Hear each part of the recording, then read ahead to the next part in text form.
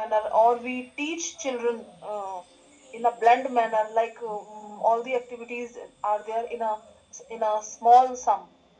So can it be called as a creative activity once again by the teacher? Yeah, ma'am, it can be. So how blending can be used in the writing? Can it be used in the Oh, writing also, ma'am? yeah, sure, ma'am, sure. Actually we people do it very often. Like if we have if we don't have too much concept and too much content for separately for introduction, body, and conclusion. So it's our nature to write in a blend manner. There is a procedure of writing from the provision of thoughts are from our brain. So we write in a flow. Whatever is coming to our brain, we just keep on pen down. Overall, it's a true blending because there is no exact system of separation. We blend Yes. everything.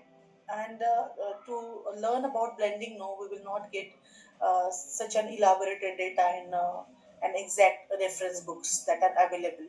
No, we have to search, and we cannot actually tell the exact definition of what exactly blending we are using. Basically, writing in higher education is no longer only about producing correct answers or research papers, ma'am. So today, our students are expected to think critically, argue logically, and express ideas creatively.